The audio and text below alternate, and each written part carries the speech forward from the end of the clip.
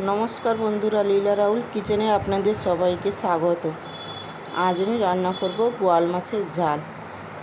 চলুন বোয়াল মাছে কী কী দিচ্ছি দেখে নিন, কী কী দিয়ে মাখাবো।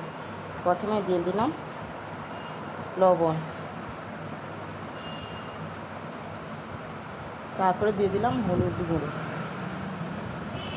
আমি এখানে 800 মতন বোয়াল মাছ নিয়ে নিয়েছি। তারপরে দিয়ে দিব একটু লেবুর রস। বোয়াল মাছ একটু গন্ধ হয়, তো ওই জন্য একটু লেবুর রসটা দিলে ভালো হয়, গন্ধটা কেটে যায়, ওই জন্য লেবুর রস দিয়ে দিলাম। তারপরে দিয়ে দিব একটু সর্ষের তেল। আর বোয়াল মাছটা কড়াতে দিলে ফাটে, ওই জন্য দিয়ে দিলাম একটু সর্ষের তেল। এবার ভালো করে মাখিয়ে নেব।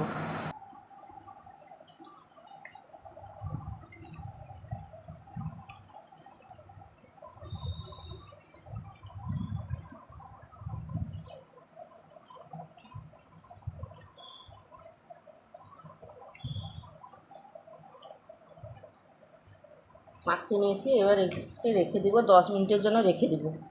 এবার চলুন একটা পেস্ট বানিয়ে নিই। এখানে মশলার জন্য নিয়ে নিয়েছি রসুন, এটাকে পেস্ট করে নেব। আদা কুচিয়ে রেখেছি, একেও পেস্ট করে নেব। পেঁয়াজ আলাদা পেস্ট করব, কাঁচা লঙ্কা, টমেটো সব কটাই পেস্ট করব। এবার নিয়ে নিয়েছি সাদা সর্ষে, রসুন, কাঁচা লঙ্কা, আদা সব কটাকে একসঙ্গে পেস্ট করে নেব। মশলা পেস্ট করে নিয়েছি। এবার কড়াই বসিয়ে দিয়েছি, গ্যাস জ্বালিয়ে দিয়েছি, কড়াই গরম হয়ে গেছে। এবার দিয়ে দেবো সর্ষের তেল।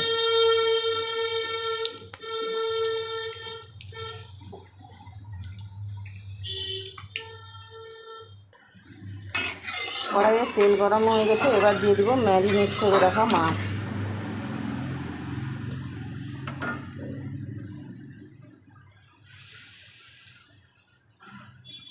তেলের মধ্যে দিয়ে দেবো একটু হলুদ আর একটু লবণ, যাতে মাছটা দিলে না ফাটে। এটা তো বোয়াল মাছ, ফাটে তাই দিয়ে দিলাম।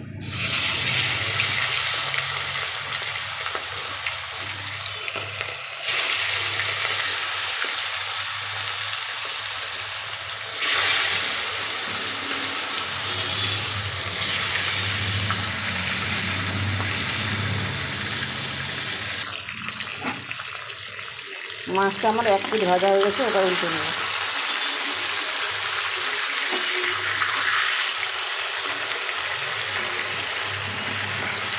মাছটাকে একটু লাল লাল করে আমি ভেজে নিয়েছি।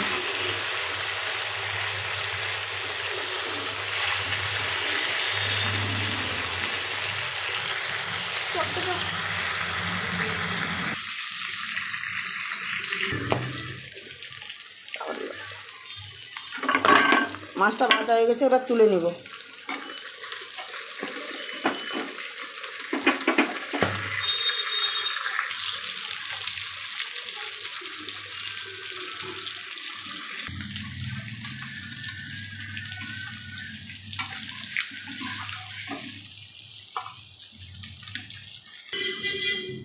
এই মাছ ভাজার তেলের মধ্যে দিয়ে দিব গোটা জিরে, 2টো শুকনো লঙ্কা আর একটু কালো জিরে। দেখুন কালো জিরে।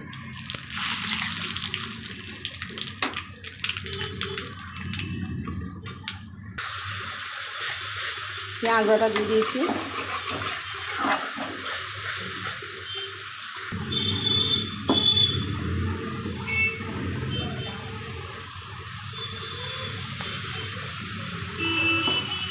তেলের মধ্যে দিয়ে দিলাম পেস্ট করে রাখা পেঁয়াজটাকে ভালো করে তেলের সঙ্গে ভেজে নেব,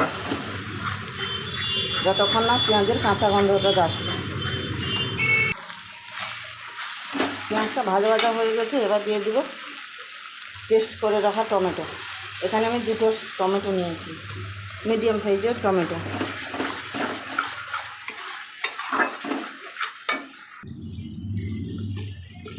টমেটোরও হয়ে গেছে কষানো। এবার দিয়ে দিব সাদা সর্ষে, কাঁচা লঙ্কা আর আদা রসুন বাটা।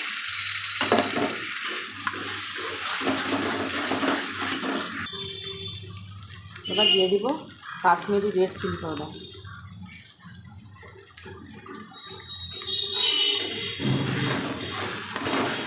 মশলাটাকে ভালো করে কষিয়ে নেব।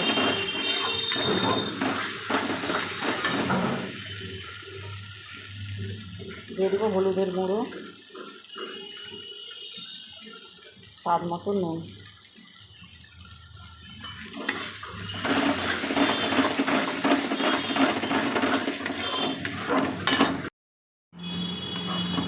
মশলাটা আমার ভাজা হয়ে গেছে। এবার দিয়ে দিব গরম জল।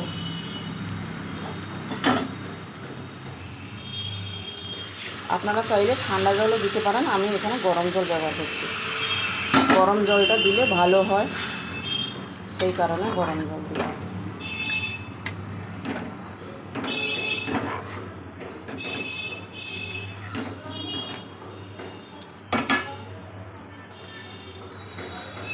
জলটা দিয়ে দিয়েছি। এবার জলটা ফুটে উঠলে তারপরে দিয়ে দিব মাছ।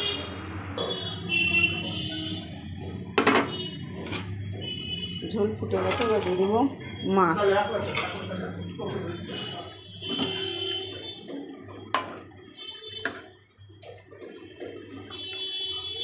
আবার একটু ফুটিয়ে নেব।